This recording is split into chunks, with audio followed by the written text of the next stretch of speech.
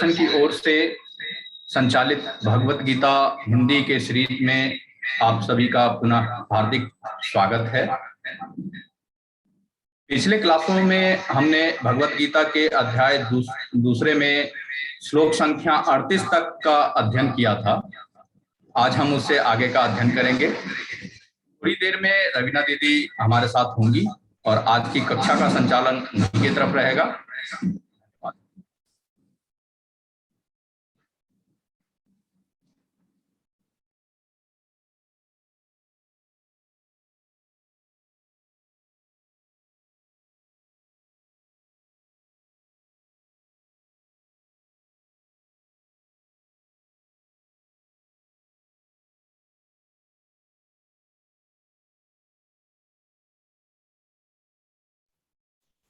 हरिओम दीदी, आप क्लास शुरू कर सकती हैं। धन्यवाद।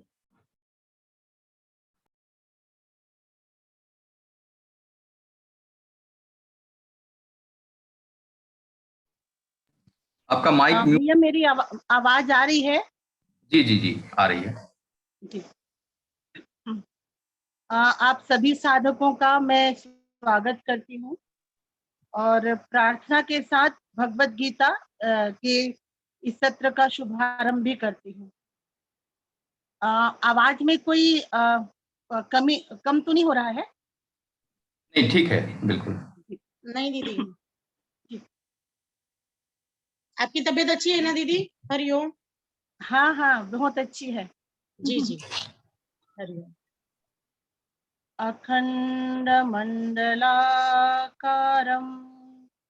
व्याप्तं येन चराचरं तत्पदं दर्शितं येन तस्मै श्री गुरुवे नमः।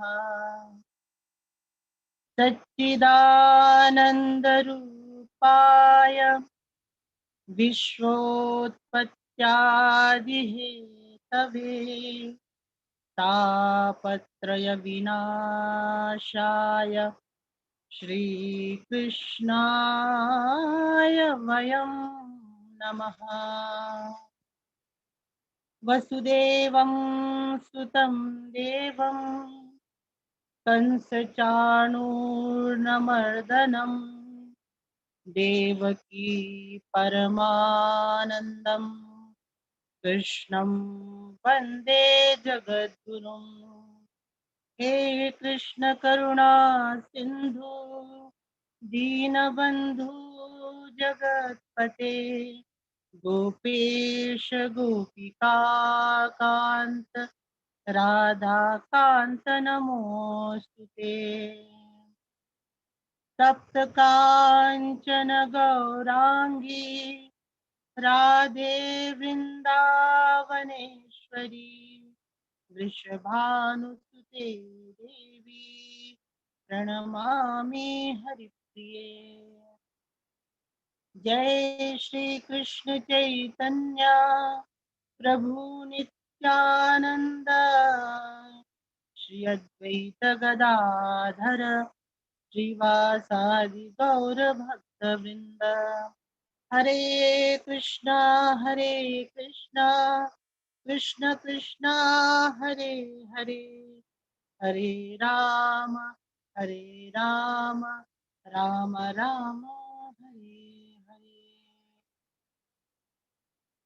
आप सभी साधकों को भगवत गीता के इस सत्र पर मैं स्वागत करती हूँ। और जैसा कि आप सभी को विदित है कि हम एक लंबे समय से भगवत गीता पे चर्चा कर रहे हैं, भगवत गीता के श्लोकों पे बात कर रहे हैं। और बीच में थोड़ा सा गैप हो गया था क्योंकि मैं भी कोविड से संक्रमित हो गई थी। हम लोग गरीबों के झुग्गी झोपड़ियों में और हॉस्पिटल में लगातार राशन बांट रहे थे, जिसमें हम लोग कुछ राशन की सामग्री दे रहे थे। और उसी प्रक्रिया में कहीं पे मैं किसी कारणवश या किसी तरीके से मैं संक्रमित हो गई। और मैंने तो अपना ध्यान रखा और अभी मैं स्वस्थ हूँ, कोई परेशानी नहीं है। और आप सभी से भी अनुरोध करूँगी कि अब आप जितना ज़्यादा सावधानी ज़रूर रखिएगा कोई भी काम करते समय। और इस जब मैं संक्रमित थी और तबीयत खराब था, तो उस समय में भी मैं जो संसार की नश्वरता है, संसार में लोग जिस तरीके से डेथ हो रहा था, लोग खत्म हो रहे थे, तो एक नश्वरता का भी मुझको बहुत अनुभव हो रहा था, भान हो रहा था। और कहीं न कहीं ये जो मेरा 15 दिन का जो ट्रीटमेंट का समय था, इलाज का समय था, उसको भी मैं आध्यात्मिक साधना बनाने की कोशिश की।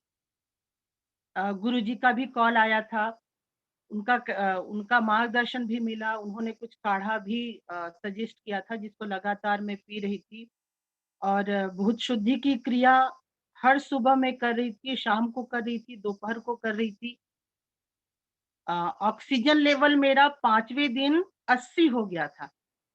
और उस दिन मुझे ये भी लग रहा था कि शायद और नीचे चला जाएगा, शायद मैं बचूँगी कि नहीं बचूँगी, क्योंकि लगातार 90 से 85 और इस तरीके से 80 तक चला गया था। और गुरुजी ने कहा था कि भूत शुद्धि का आप करते रहो प्रयास। और इस तरीके से मैंने देखा 7वें दिन में जो मेरा 80 था ऑक्सीजन लेवल, 7वें दिन में वो फिर 90 से ऊपर चला गया। तो मैंने भूत शुद्धि का सुना था कि ऑक्सीजन लेवल बढ़ता है, बहुत सारा चीज़ होता है, विश्वास भी करती थी। लेकिन जब मैंने खुद प्रैक्टिकल किया, मैंने अपने जीवन में प्रैक्टिकल किया, तो सच में मुझे लगा कि जो मेरा 5वें दिन ऑक्सीजन लेवल कम था, वो धीरे-धीरे जो बढ़ा है, वो केवल भूत शुद्धि के कारण से बढ़ा है। डॉक्टर जो थे वो बोल रहे थे कि एक मेडिसिन होता है, फ्लोराइड या कुछ समथिंग कुछ होता है, तो वो बोल रहे थे कि आप इसको खाना शुरू करो, लेकिन मैंने कहा कि मैं देखती हूँ 1-2 दिन में, तो वो धीरे-धीरे ऑक्सीजन लेवल बढ़ा।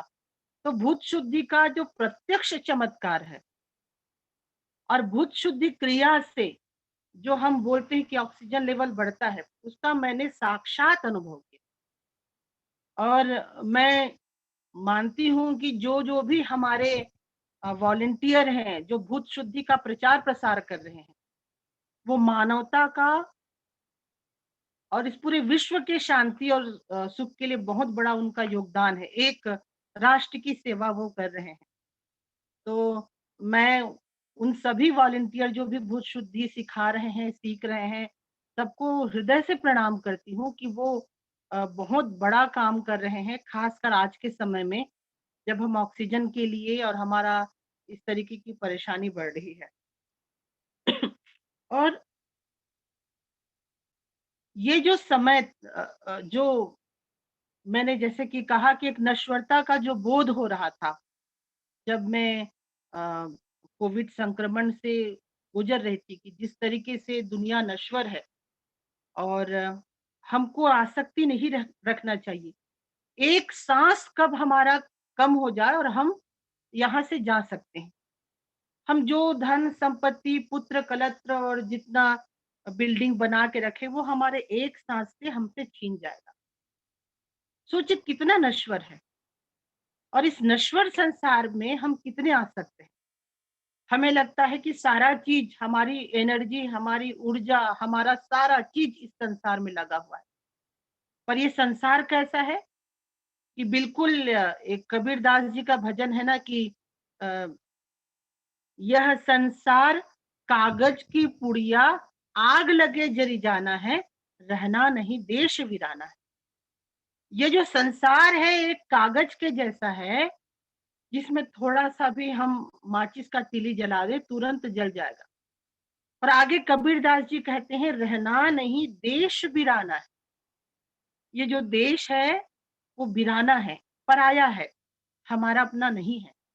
कहने का मतलब है कि जो आसक्ति, जो हम मोह इस संसार में, रिश्तों में हम कर रहे हैं, वो बहुत क्षणिक है। और इसका मुझे प्रत्यक्ष अनुभव हुआ था कोविड के समय में। जब दूसरे दिन मैं हॉस्पिटलाइज़ थी, तो मेरे तीसरे चौथे में बेड में जो थे, वो मेरे से पहले दिन बहुत अच्छा बात कर रहे थे, बहुत सारा कुछ हम लोग एक साथ खाना खाए, सब किए। और चौथे दिन मैं देखी कि उनका डेथ हो गया, वो संसार से चले गए। मात्र 48 घंटे का अंतर था।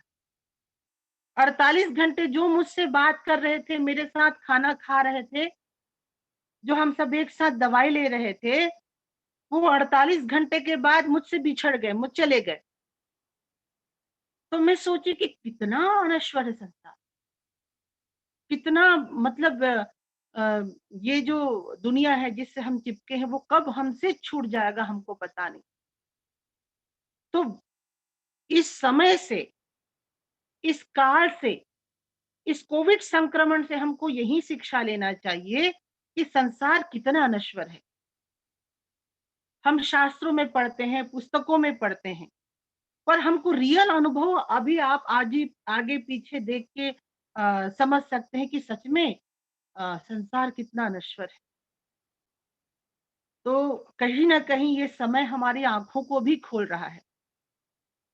कहीं न कहीं ये समय हमको ये बता रहा है कि हमको ज़्यादा से ज़्यादा साधन भजन करना चाहिए। ज़्यादा से ज़्यादा साधना करनी चाहिए। ज़्यादा से ज़्यादा गुरुदेव से जो हमको साधना मिला है, मंत्र है, उसका जाप करना चाहिए। या जो भी अन्य साधना कर रहे हैं, उसका अभ्यास करना चाहिए। क्योंकि कब एक श्वास के कारण हमारा प्राण चला जाए। मुझे अभी भी याद है, वो 2 दिन पहले जो माँ मेरे सामने थी, उन्होंने मुझको कहा था कि बेटी जब मैं अच्छी हो जाऊँगी, स्वस्थ हो जाऊँगी, तो तुम्हारे लिए मैं पुलाव बना के लाऊँगी। मैं उनके साथ बात किया करती थी, तो बोलती थी कि स्वस्थ हो जाऊँगी, मैं आपके लिए पुलाव बना के लाऊँगी। बहुत आत्मीय संबंध था, क्योंकि हम लोग एक वार्ड में 3 लोग थे, तो बड़ा आत्मीय संबंध, घनिष्ठ संबंध था। मुझे कभी भी नहीं लग रहा था मुझे कभी भी नहीं लग रहा था कि उनका अंतिम समय होगा। पर जैसे ही दूसरे दिन मैं सुबह उठती हूँ, तो उनके मृत शरीर को देखती हूँ, उनके शव को देखती हूँ। और ना केवल वो दोनों थे, बल्कि मैं अपने रायपुर शहर में बहुत सारे ऐसे लोगों को जानी, जो चले गए इसी समय में। तो इस समय से मैं क्या शिक्षा ली? इस समय से मैंने यह शिक्षा लिया कि संसार जिसको हम इतना ज़्यादा पकड़ के रखे हैं, वो हमारे लिए एक बुलबुले से ज़्यादा नहीं है। वो एक प्रवाहित नदी से ज़्यादा कुछ नहीं है। वो एक कागज से ज़्यादा कुछ नहीं है। वो एक रेत के घरौंदे से ज़्यादा कुछ नहीं है कि कब एक बारिश आए वो दूर फेंक के चला जाए।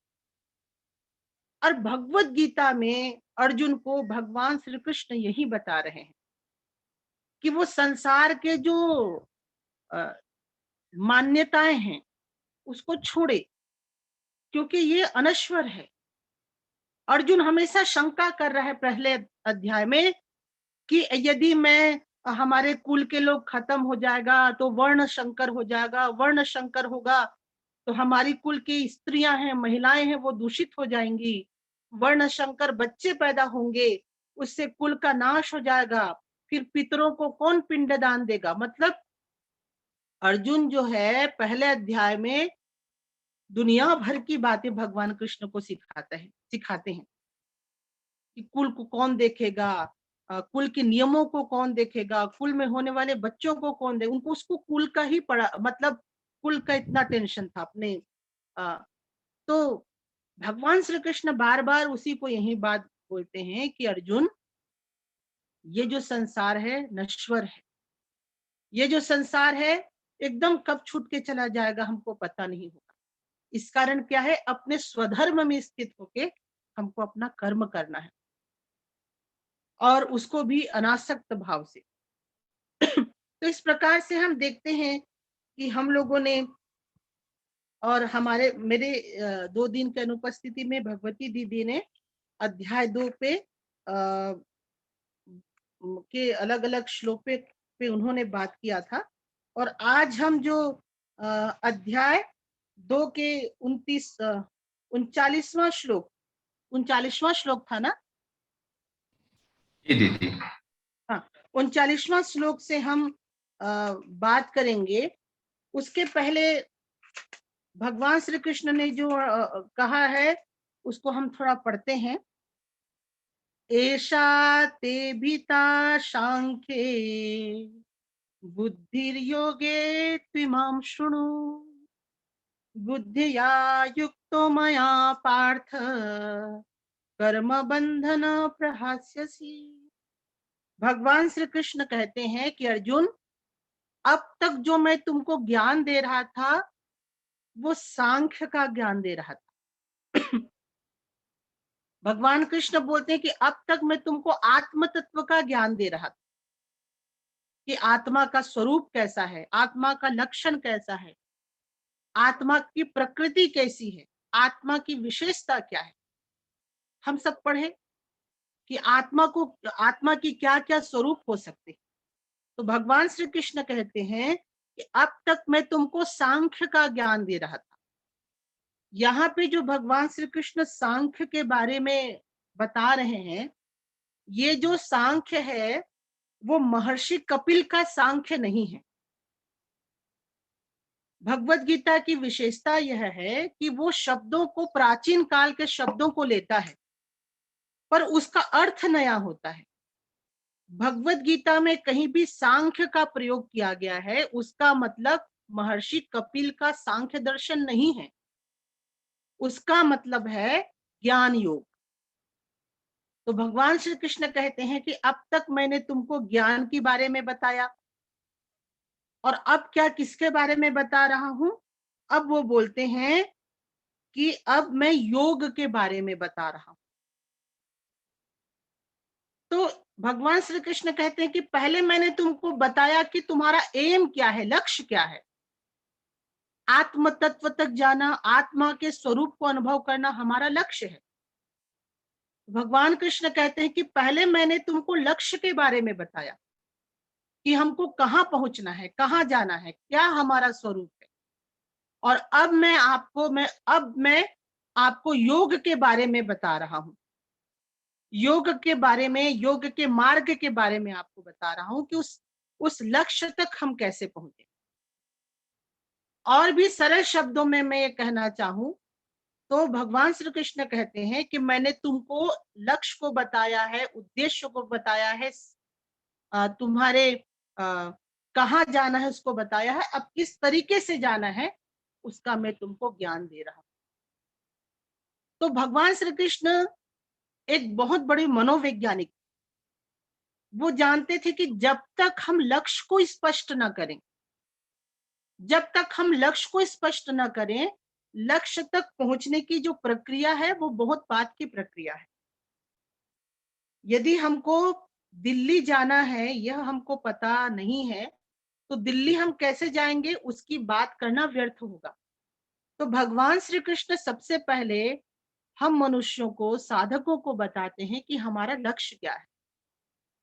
और जैसे ही वो लक्ष्य को क्लियर करते हैं, स्पष्ट करते हैं, उसके बाद बताते हैं कि उसको प्राप्त कैसे करना। जैसे मुझको आईएएस का पढ़ाई करना है तो हम देखेंगे कि आईएएस के बारे में हम पहले जानते हैं कि आईएएस क्या है, आईएएस अधिकारी कौन होता है, कलेक्टर के क्या काम है, क्या पावर है, क्या सैलरी है, कैसा उसका रुतबा है। और जैसे हमको पता चलता है कि आईएएस ये होता है तो आईएएस की तैयारी के लिए फिर हम उसका मार्गदर्शन लेते हैं कि हमको क्या क्या पढ़ाई करना चाहिए, क्या क्या हमको करना चाहिए। तो भगवान श्री कृष्ण यही बताते हैं कि अर्जुन, इसके पहले मैंने तुमको ज्ञान योग का प्रवचन दिया था, आत्म तत्व का प्रवचन दिया था और अब मैं आत्मा तक पहुंचने के लिए रास्ता बता रहा हूं। तो भगवान श्री कृष्ण सबसे पहले रास्ता बताते हैं सबसे पहले रास्ता बताते हैं योग का।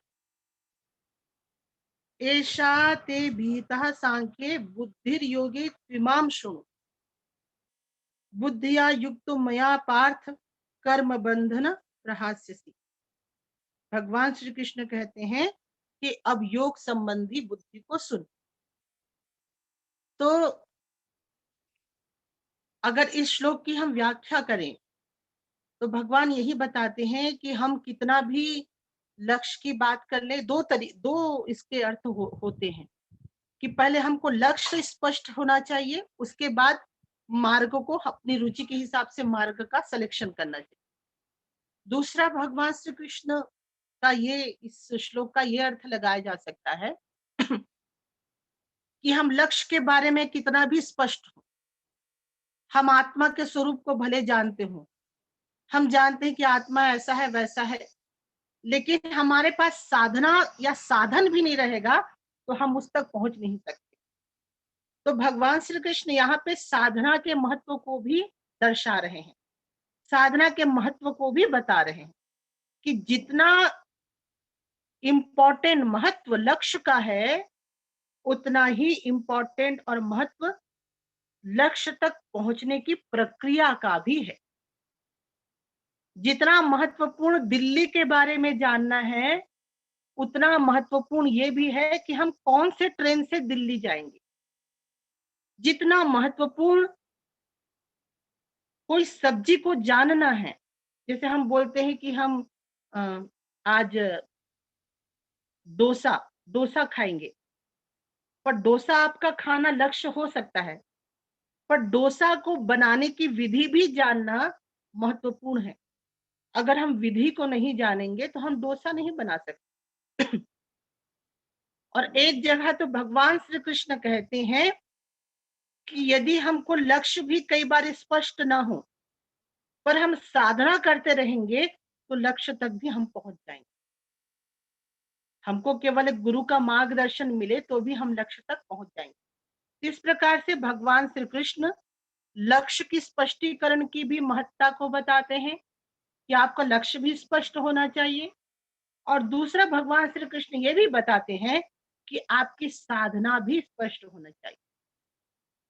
तो भगवान श्री कृष्ण कहते हैं कि आत्म तत्व रूपी लक्ष्य तक पहुंचने के लिए हमको योग का सहारा लेना है।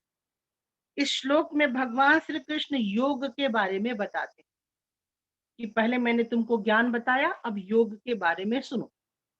और भगवान श्री कृष्ण बहुत सारे योग के बारे में बताते हैं। और कई बार तो ऐसा है कि भगवान श्री कृष्ण आत्म तत्व का उपदेश एक ही जगह किए हैं, इसके बाद ज्यादा वो साधनों पे बात करते हैं, साधनाओं पे बात करते हैं, क्योंकि साधनाएं ही मुख्य है। साधनाओं का जो महत्ता है वो बहुत ज्यादा होता है। लक्ष्य हम पहुंच जाएंगे, लक्ष्य के बारे में हमको थोड़ा सा भी पता रहेगा तो हम पहुंच जाएंगे, पर साधना बहुत महत्वपूर्ण है। जब वाल्मीकि डाकू था और वो लोगों को मारता पीटता था, तो एक दिन उस रास्ते से नारद जी गुजरे। उसने नारद जी को भी पकड़ लिया, नारद जी को मारने में प्रवृत्त हुआ। नारद जी उसको कहते हैं कि तू मुझे मार लेना, लेकिन मारने से जो पाप होगा उसका भागी कौन होगा? वाल्मीकि कहता है कि मेरे पाप का जो भागी होंगे वो मेरे माता पिता, मेरी पत्नी, मेरे बच्चे भी होंगे। तो नारद कहते हैं कि पहले जाके पूछ किया कि सच में वो तुम्हारे पाप के भागी होंगे? और नारद उनके पास पूछने भी जाता है, पत्नी से पूछता है कि मैं जो लोगों को मार रहा हूं उसका जो मुझको पाप लगेगा उसके तुम भागीदार होगे कि नहीं होगे? पत्नी कहती है कि हे पतिदेव, आपका कर्तव्य है मुझको पालना, मेरे पेट को भरना आपका कर्तव्य है। अब कैसे भरेंगे उसको मैं नहीं जानती। वाल्मीकि पुत्र के पास जाता है, वो पूछता है कि बेटा मैं तुम्हारा भरण पोषण कर रहा हूं, लोगों को मार के, लोगों की चीजों को लूट के, उसके आधे पाप को तुम लोगे क्या? तो उनका बेटा बोलता है कि नहीं पिताजी, आप मेरे पिताजी हैं, आपका कर्तव्य है, आपकी ड्यूटी है कि मेरा पालन पोषण करोगे, मैं क्यों आपके पाप का भाग लूंगा? वाल्मीकि जी अपने बूढ़े माता पिता के पास जाते हैं, उनको पूछते हैं कि मैं लोगों को मार के, काट के, उनको लूट के आपका पालन पोषण कर रहा हूं, आप मेरे पाप को लोगे, आधे पाप को लोगे? तो उनके माता पिता कहते हैं कि बेटा तू तो हमारा बेटा है, एक बेटे के रूप में कर्तव्य है कि तू मेरे अपने माता पिता को खिलाए पिलाए। अब कैसे खिला पिला रहा है उसमें हमारी क्या, हम क्यों लेंगे तुम्हारे पाप को। और उसके बाद जब वाल्मीकि को ज्ञान होता है कि जिनके लिए मैं पाप कर रहा हूं, जिनके लिए मैं लोगों को लूट रहा हूं, जिनके लिए मैं ये चोरियां कर रहा हूं, इससे जो मुझको पाप होगा उस पाप का 5% भी मेरी पत्नी नहीं लेने वाली है। मेरे पिताजी मना कर दिए, मेरी माता मना कर दी, मेरा बेटा मना कर दिया जिसको मैं बहुत प्यार करता हूं, तो उसकी आंखें खुल जाती हैं। आंखें खुलने के बाद नारद जी के पास जाते हैं और नारद जी को पूछते हैं कि मैंने देखा कि मेरे पाप को कोई लेने वाले नहीं है। तो नारद जी कहते हैं कि यदि तुम अपने पाप को खत्म करना चाहते हो, यदि तुम परलोक सुधारना चाहते हो, अपने जीवन को सुधारना चाहते हो, तो भगवान का नाम को जपो। और उसके बाद वो वाल्मीकि को भगवान के बारे में नहीं बताते हैं कि भगवान सर्वव्यापी है, भगवान अचल है, भगवान सबको जानते हैं, सर्वज्ञ है। ज्यादा ज्ञान नहीं देते नारद जी। नारद जी केवल एक चीज कहते हैं कि जो तुमने पाप किया है और जो यदि तुम अपने जीवन को सुधारना चाहते हो तो भगवान का नाम लो, और भगवान का नाम है राम। केवल साधना को बता देते, ज्यादा विस्तार नहीं करते कि राम कौन है, राम क्या है, राम क्यों पैदा हुए, राम कहाँ रहते हैं, राम का स्वरूप क्या है। ये वाल्मीकि जी को नारद जी ने पहले नहीं बताया। उनको ये कहते हैं कि तुम राम नाम लो और उसकी साधना करो, और वाल्मीकि सीधा साधना में डूब जाते। और हम देखते हैं कि वाल्मीकि बाद में एक बहुत बड़े ब्रह्मर्षि, बहुत बड़े आत्म पुरुष बनते हैं, बहुत बड़े संत बनते हैं। तो साधन की विशेषता है, साधना की विशेषता है। कई बार आपको लक्ष्य भी बहुत कम पता हो, कई बार आप लक्ष्य को थोड़ा बहुत भी जानते हैं, पर आप साधना में भी रत हो जाएंगे तो वहां लक्ष्य तक पहुंच जाएंगे, परमात्मा तक पहुंच जाएंगे, ऐसा शास्त्रों में उल्लेख। और कई बार हम सोचते हैं कि आ, हम साधना कर रहे हैं तो जल्दी से हम आत्म तत्व तक पहुंच जाएं। तो ऐसा भी नहीं है। भगवान श्री कृष्ण हमेशा बार बार कहते हैं कि कर्मण्येवाधिकारस्ते मां फलेषु कदाचित्, कि हमको कर्म करने का अधिकार है, फल की इच्छा हमको नहीं करना चाहिए। भगवान श्री कृष्ण श्लोक में कहते हैं कि हमको योग का अभ्यास करना चाहिए, पर योग का रिजल्ट कब मिलेगा, योग का कब हमको परमात्मा के दर्शन होंगे, कब हमको आत्म स्वरूप की प्राप्ति होगी, इसके लिए भी उतावला नहीं होना चाहिए। कई बार ऐसे होते हैं, बहुत सारे साधक होते हैं जो कहते हैं कि हमने 1 करोड़ माला जप लिया लेकिन हमको कोई अनुभूति ही नहीं हो रहा है, और इस तरीके से वो अपने साधना को छोड़ देते हैं। कई लोग बोलते हैं कि हम लोगों ने इतने साल तक योग का अभ्यास किया, ध्यान का अभ्यास किया, पर कुछ नहीं हो रहा है, और वो छोड़ देते हैं। तो भगवान श्री कृष्ण यहाँ पे कहते हैं कि ये निरंतर चलने वाली प्रक्रिया है, और हमको कभी भी फल की इच्छा नहीं करनी है, हमको साधना में लगे रहना है। और जब समय आता है तो भगवान स्वयं ही उसका आंसर और रिजल्ट दे देते। जैसे कि एक बहू है, बहू के पेट में बहू गर्भवती है, तो जो सास है उसको काम कराती है, घर का काम करेगी, पानी लेगी, खाना बनाएगी। पर एक समय ऐसा आता है कि सास बोलती है अपनी बहू को कि अब तुम काम मत करो, तुम आराम करो, मैं तुम्हारा काम करती। तो भगवान तो सर्वज्ञ हैं, भगवान सब जानते हैं। हमको कर्म करना पड़ेगा, और एक समय ऐसे आएगा कि जब हम साधना में लगे रहेंगे तो भगवान स्वतः ही हमारे कर्मों को समाप्त कर देंगे, और हमको उसका रिजल्ट भी, उसका फल भी हमको प्रदान करेंगे। हमारे कई बार हमारे हाथों में घाव हो जाता है, और घाव होने के बाद वो उसमें एक मांस का एक लेयर जम जाता है। उसको यदि वो कच्चा रहे और हम उसको निकाल दे तो घाव बढ़ जाएगा। धीरे धीरे जब घाव सूख जाता है तो वो जो पकोड़े हैं, मांस के जो पकोड़े हैं, वो अपने आप स्वयं ही गिर जाते हैं। और यदि घाव कच्चा रहे और उसको आप निकालेंगे तो वहां पे और भी घाव बन जाता है। ठीक ऐसा ही साधना में ही होता है। एक समय आता है, एक ऐसा समय आता है कि जब स्वयं ही साधन छूट जाते हैं और हम परमात्मा या परम तत्व को उपलब्ध हो जाते हैं।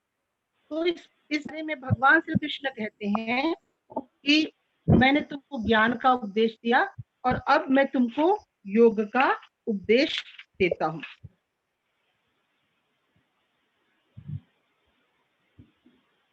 और उसके बाद भगवान श्री कृष्ण 40वां श्लोक में कहते हैं कि नेहाभिक्रमनाशोस्ति प्रत्यवायो न विद्यते स्वल्पमस्य धर्मस्य त्रायते महतो भयात्।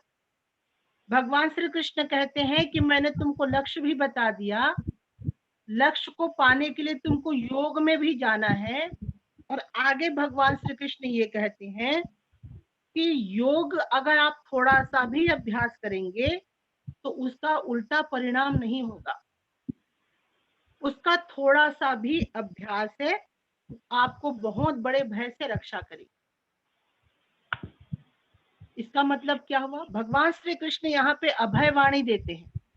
भगवान श्री कृष्ण यहाँ पे वचन देते हैं कि आप थोड़ा सा भी साधना करोगे, थोड़ा सा भी नाम जप करोगे, योग करोगे, जो हमारे गुरुदेव ने दिया है उसकी साधना करेंगे, उसका थोड़ा सा भी अभ्यास होगा, वो हमको बहुत बड़े भय से रक्षा करता है। अब मैंने दीक्षा ले लिया, अब मैं चाहती हूँ कि मुझको भगवान के दर्शन हो और मैं रोज माला जप रही हूँ। 10 साल तक मुझको कोई अनुभूति नहीं हुई। अब अनुभूति नहीं हुई तो मैंने उसको छोड़ दिया। तो भगवान श्री कृष्ण कहते हैं कि हमारी थोड़ी सी भी साधना जो है वो हमको भय से रक्षा करती है, उसका भी फल होता है, भले हमको वो मिले चाहे ना मिले। एक बहुत बड़े काशी में संत थे, उनका नाम गोकुलनाथ महाराज जी थे, उनका बहुत बड़ा आश्रम था। तो वो गायत्री मंत्र की उनको दीक्षा मिली थी, और गायत्री मंत्र के साथ साथ जो गोपाल मंत्र है उस द्वादक्षर अक्षर का उनको दीक्षा मिली थी। तो उन्होंने गायत्री मंत्र को 1.25 करोड़ जपा था, और उसके बाद द्वादक्षर गोपाल मंत्र का उन्होंने 3 करोड़ जप किया था। तो गोपाल दास जी जब 2.5 करोड़ गायत्री मंत्र और 3 करोड़ से ऊपर गोपाल मंत्र का जप किया, उनको किसी भी प्रकार का अनुभव नहीं हुआ। तो वो निराश हो गए। उनको लगा कि मैं अपनी पत्नी और बच्चों को छोड़ के साधना कर रहा हूँ। 12 साल मुझको हो गए। इन 12 साल में मैंने कितनी साधना की, सुबह से लेके शाम तक, रात तक। अब किसी एक माला को 3 करोड़ जपना और दूसरा मंत्र को भी उतना ही, लगभग उतना जपना, सोचो दिन भर का आपका समय निकल गया। मैंने दिन रात साधना किया, 12 साल हो गए, अब मैं, और कुछ मुझको रिजल्ट नहीं मिला। ऐसी साधना को क्या करने से क्या मतलब?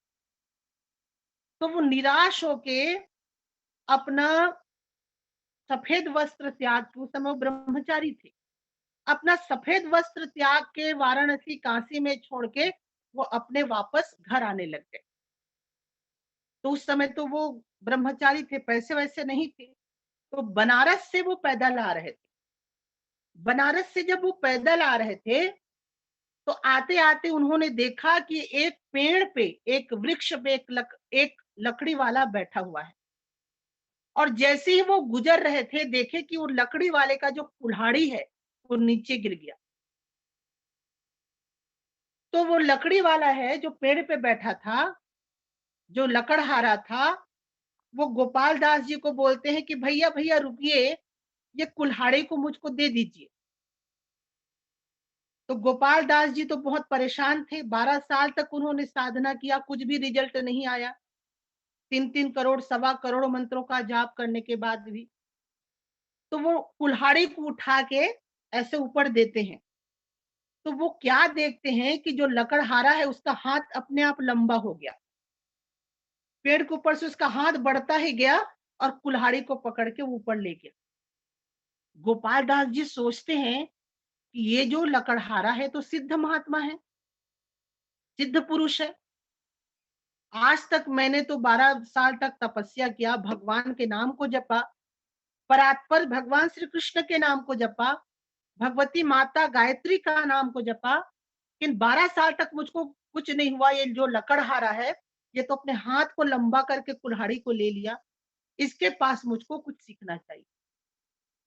और जब लकड़हारा ऊपर से पेड़ के नीचे से उतरता है, तो वो गोपाल दास जी अपने हाथ को जोड़ के खड़े हो जाते हैं। ये जो कथा है, गीता प्रेस के कल्याण से प्रकाशित, गीता प्रेस से कल्याण करके एक मैगजीन प्रकाशित होता है, आप लोग पढ़े होंगे कल्याण। तो उस मैगजीन में ये कथा था और ये सत्य घटना थी। स्वयं गोपाल दास जी ने इस घटना का उल्लेख किया। तो जब लकड़हारा उतरता है, तो हाथ जोड़ के गोपाल दास जी खड़े होते हैं। बोलते हैं कि प्रभु, मैंने 12 साल तक गायत्री महामंत्र का जप किया, मैंने 12 साल तक गोपाल मंत्र का जप किया, भगवान का नाम लेता रहा, पर मुझको कोई भी सिद्धि नहीं मिली, ना ईश्वर की प्राप्ति हुई। पर प्रभु, आपने जो मुझको ये चमत्कार दिखाया, उससे मैं बहुत आश्चर्यचकित हूँ। आप मुझको शिष्य बना लीजिए। हो सकता है कि आपके सानिध्य में यदि मैं साधना करूंगा तो मुझको कुछ तो मिलेगा। तो लकड़हारा बोलता है कि देखो भैया, मैं तो तांत्रिक हूँ, मैं तो भगवान को नहीं मानता, मैंने एक पिशाच की साधना किया है, मतलब एक प्रेत, प्रेत होता है ना, भूत प्रेत, उसकी मैंने साधना किया है। और यदि तुम साधना करोगे तो तुम्हारे पास भी सिद्धियां आ जाएंगी। मैं दूर से लोगों को मारण, मोहन, उच्चाटन, विद्वेषण, जो तांत्रिक सिद्धियां हैं, वो सारी मैंने सीख ली है। अगर तुम प्रेत की साधना करोगे तो तुम्हारे पास भी सिद्धियां आ जाएंगी। गोपाल दास जी सोचते हैं कि 12 साल तक तो मैंने माता गायत्री की साधना की, भगवान श्री कृष्ण की साधना की, कुछ भी नहीं हुआ। इस तांत्रिक का ही साधना करूंगा, मैं प्रेत की ही साधना करूंगा, मैं भूत प्रेत का अनुष्ठान करूंगा, कुछ तो सिद्धि मिलेगा। तो जो लकड़हारा होता है वो उनको वहीं पे दीक्षा देता है, तंत्र की, तांत्रिक दीक्षा। और वो लकड़हारे और वो गोपाल दास जी को बोलते हैं कि ये सब तुम छोड़ दो, ये जो सफेद कपड़ा है, कंठी माला है, सब निकाल दो। आज से तुम काला कपड़ा पहनना, मांस खाना, मदिरा पीना और प्रेत की साधना करना। तो अब गोपाल दास जी को, उनको तो चाहिए था रिजल्ट। वो सारा कंठी माला, सफेद कपड़ा तो ऐसे ही निकाल दिए थे, बचा खुचा जो कंठी माला है, तुलसी माला है, उसको भी निकाल के हर हर गंगे कर देते हैं वही नदी। अब वो तांत्रिक के सानिध्य में भूत प्रेत का अनुष्ठान करना, साधना करना सीखते हैं। ये घटना कल्याण के पत्रिका में प्रकाशित है। और एक दिन लकड़हारा, जब उनका 30-35 दिन की साधना होती है, तब लकड़हारा बोलता है, उनका जो गुरु था, आज तुमको शमशान घाट में जाना है और एक मुर्दे को उखाड़ना, एक मुर्दे को, मुर्दे के ऊपर छाती में बैठ के इस मंत्र का जप करना है। आज अमावस्या की रात है और जब तुम मुर्दे के ऊपर छाती में बैठ के इस मंत्र का जाप करोगे तो ठीक मध्य रात्रि में जो पिशाच राज हैं, जो प्रेत राज हैं, वो तुम्हारे सामने प्रकट होंगे और उनको जो मांगना है वो तुम मांग लेना। तो जो लकड़हारा, वो जो गोपाल दास जी हैं, ठीक है, मैं साधना करूंगा। रात को वो अ, शमशान में जाते हैं। शमशान में जो एक अधजला लाश था, वहां पे बहुत बड़ा शमशान था, अधजला लाश को निकालते हैं, उसके छाती पे बैठते हैं और उसके लकड़हारे गुरु ने जो प्रेत का मंत्र दिया था उसका जप करना शुरू करते हैं। मध्य रात्रि को जब घनघोर अंधेरा छा जाता है, तब प्रेतराज पीछे से गोपाल दास जी को आवाज लगाते कि गोपाल दास, मैं प्रेतराज हूं, मैं तुम्हारे साधना से प्रसन्न हूं, तुम मुझसे क्या मांगना चाहते हो वो मांगो।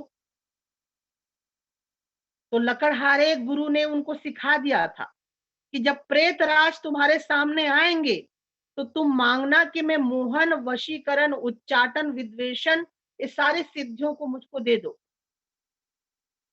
तो जैसे ही प्रेतराज की आवाज आती है कि तुमको क्या चाहिए, तो गोपाल दास जी बोलते हैं, गोपाल दास जी सोचते हैं कि जिस प्रेत की साधना, जिस भूत की साधना मैं पिछले 1 महीने से कर रहा हूं, उनका पहले मैं दर्शन कर लूं। वर तो मैं बाद में मांगूंगा कि मुझको क्या क्या चाहिए, लेकिन एक बार उनका दर्शन करता हूं। तो गोपाल दास जी हाथ जोड़ के बोलते हैं कि प्रेतराज, मैं आपकी साधना पिछले 1-2 महीने से कर रहा हूं और आज आपकी आवाज सुनाई दे रही है। मुझको तो वरदान आप बाद में दीजिएगा, पहले आप मुझको दर्शन दे दो।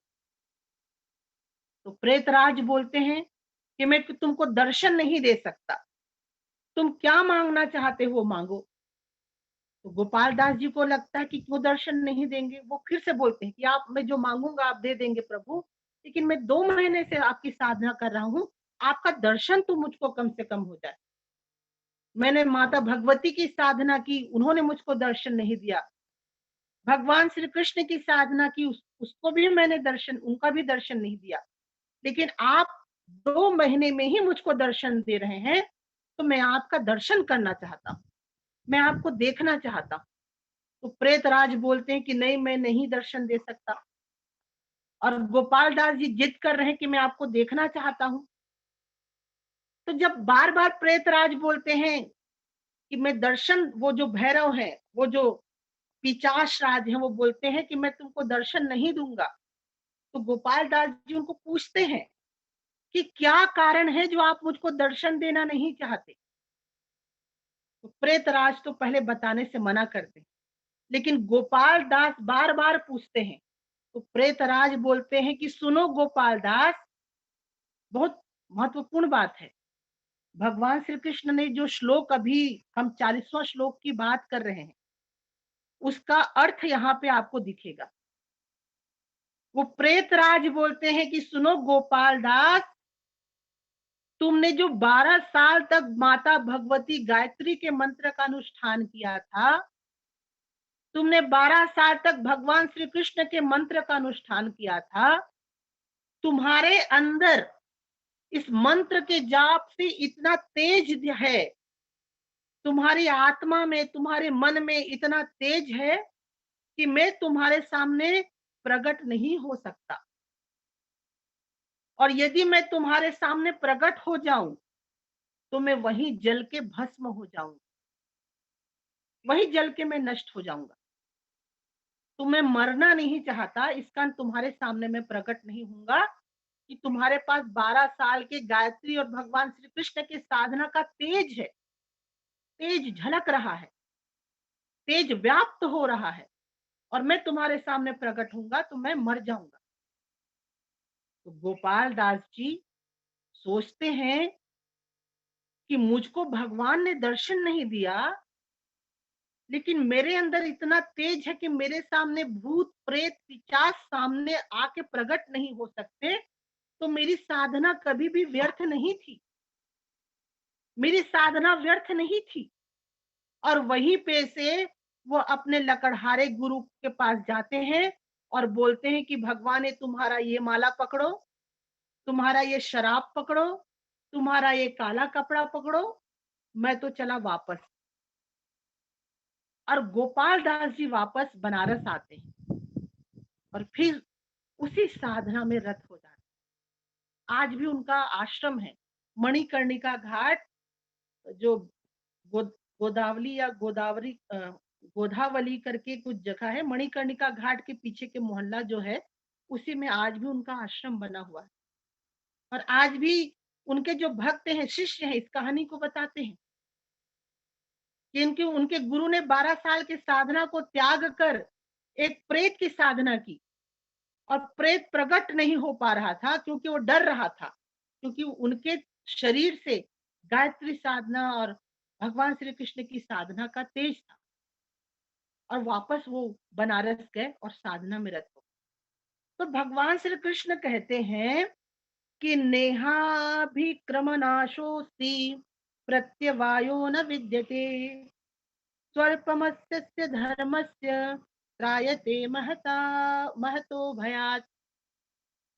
भगवान श्री कृष्ण कहते हैं कि भले रिजल्ट मत मिले, भले रिजल्ट मिलने में देरी हो सकती है, भले आपको परमात्मा की अनुभूति इस जन्म में न मिले या बहुत बाद में मिले, लेकिन भगवान श्री कृष्ण अर्जुन को अभय वाणी देते हैं, वचन देते हैं कि हम कोई भी साधना कर रहे हैं वो व्यर्थ नहीं है, वो व्यर्थ नहीं जाता, भले ही हम उसका अनुभव ना करें, भले ही हमको कोई रिजल्ट नहीं मिले। तो यहाँ पे भगवान श्री कृष्ण सबसे पहले साधना की पद्धति को बताने से पहले, साधना कैसे करेंगे उसको बताने से पहले ये बता देते हैं कि साधना का थोड़ा सा भी प्रयास, साधना का थोड़ा सा भी कोशिश, साधना का थोड़ा सा भी साधना कभी भी व्यर्थ नहीं जाता है, कभी भी व्यर्थ नहीं जाता है। हम अनुभव नहीं कर सकते। और हमारी बुद्धि भी कितनी है, हमारी ज्यादा बुद्धि नहीं। तो कभी भी जब हम धर्म की साधना करते हैं तो हम अक्सर शिकायत करते हैं, कई बार हम गुरुओं को भी बदलते हैं। इस गुरु के पास चले गए, 10 दिन उस गुरु के पास चले गए, 15 दिन इस गुरु की साधना सीख लिए, ऐसा भी हम करते हैं।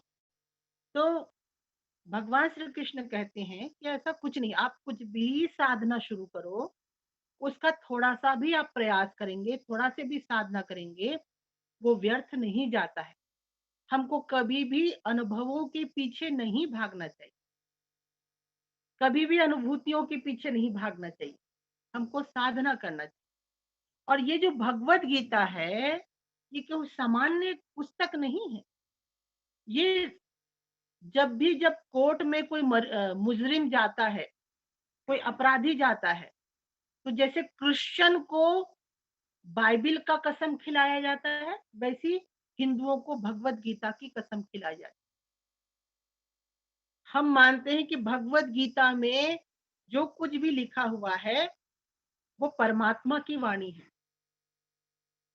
हम मानते हैं कि भगवत गीता में जो कुछ भी लिखा है वो सत्य है।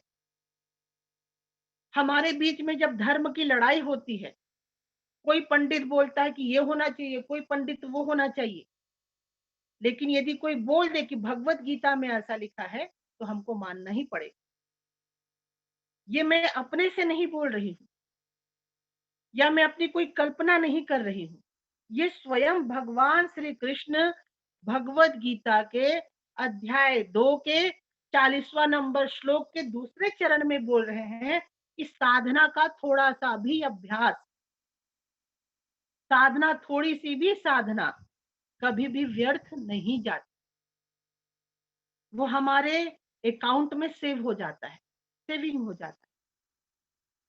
और शास्त्रों में, पुराणों में, ग्रंथों में इसके बहुत सारे उदाहरण आपको देखने को मिलेंगे कि कैसे थोड़ा सा भी प्रयास हमको आगे ले जाता है।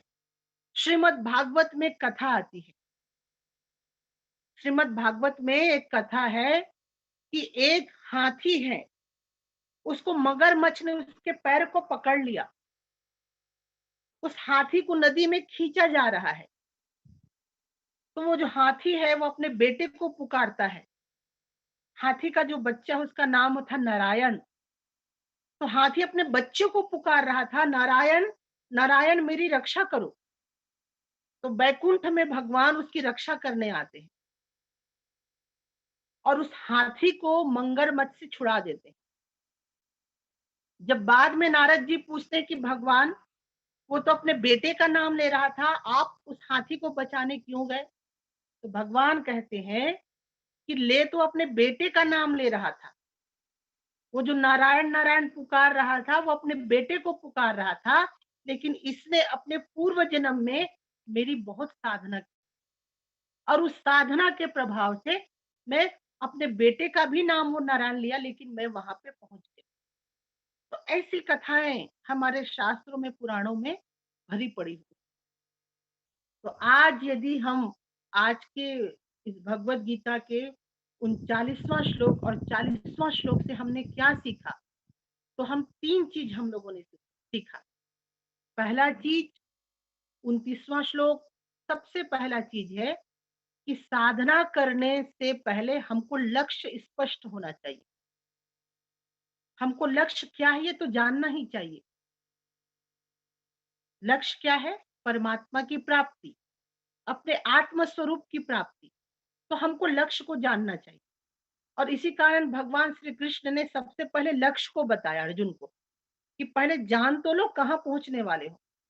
तो हमको सबसे पहले अपने लक्ष्य को स्पष्ट करना चाहिए कि मैं सिद्धि पाना चाहता हूँ, मैं चमत्कार करना चाहती हूँ कि मैं चक्रों का दर्शन करना चाहती हूँ कि मैं आत्म स्वरूप में जाना चाहती हूँ। सबसे पहले तो अपना लक्ष्य स्पष्ट होना चाहिए। हमारे बहुत सारे जो साधक होते हैं वो कुंडलिनी वो लोग सोचते हैं कि मैं मूलाधार में जागृत कर लूं तो ये हमको सिद्धियां मिल जाएंगी, नाभि चक्र को जागृत कर ले तो ये सिद्धियां मिल जाएंगी, अनाहत को हम जागृत कर ले तो ये हो जाएगा, तो आज्ञा चक्र को जागृत कर ले तो हम थर्ड आई देखेंगे, थर्ड आई हमको दिखेगा दूर की चीज, और उसको वो साधना का भी नाम देते हैं।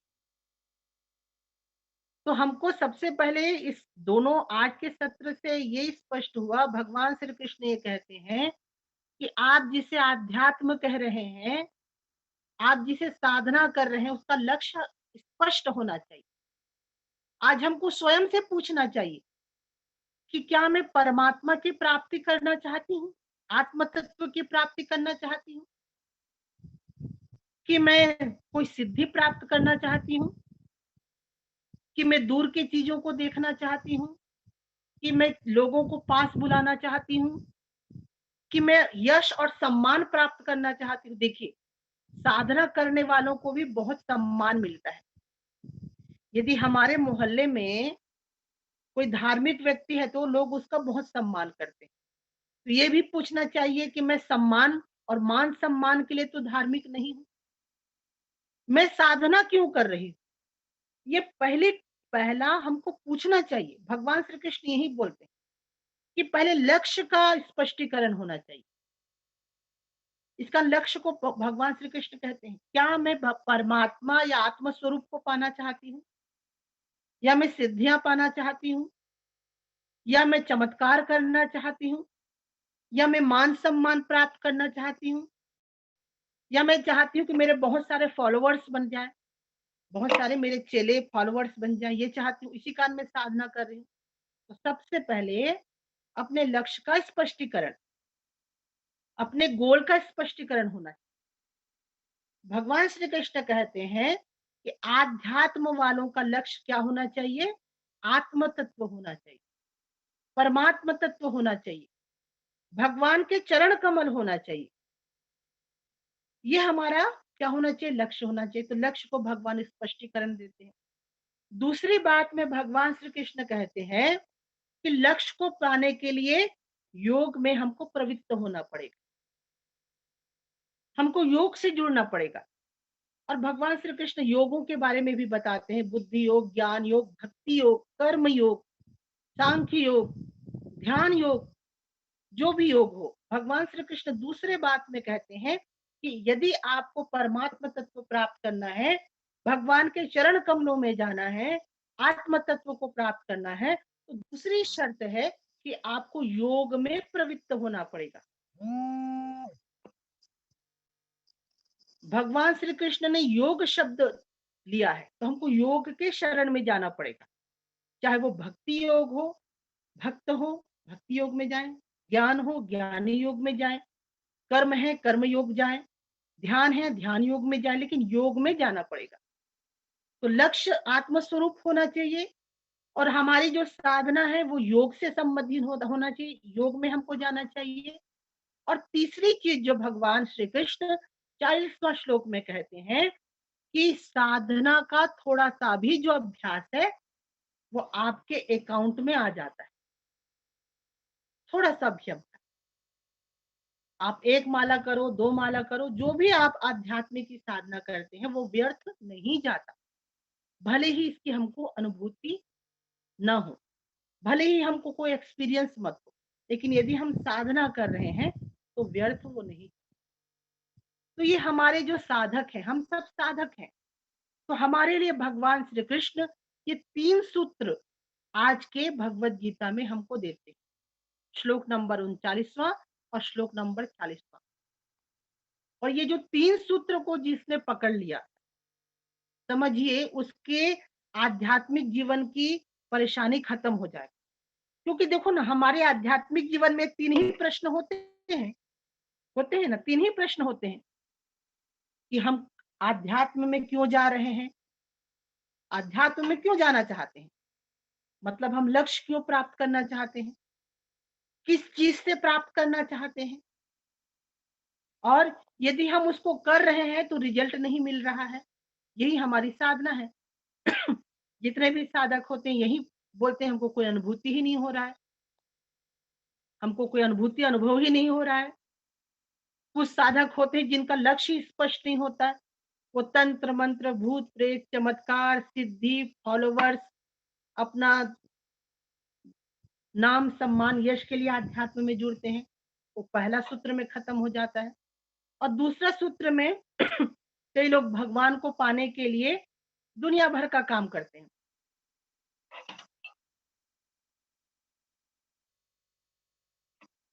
मंदिर बनवाते हैं और कुछ करते हैं, लेकिन भगवान ने यहाँ पे क्लियर बोल दिया कि योग से ही आपको परमात्मा की प्राप्ति होगी।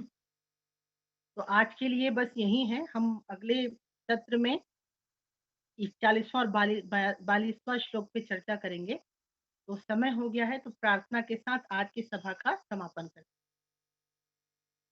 ओम पूर्णमद पूर्णमिदं पूर्णात् पूर्णमुदच्यते पूर्णस्य पूर्णमादाय पूर्णमेवावशिष्यते। ओम शांति शांति शांति। आप सभी को बहुत बहुत धन्यवाद। आपको भी धन्यवाद। धन्यवाद दीदी। हरिओम हरिओम। सभी का दिन शुभ रहे। हरिओम।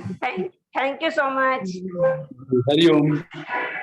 और आप सभी स्वास्थ्य का बिल्कुल ध्यान रखिएगा।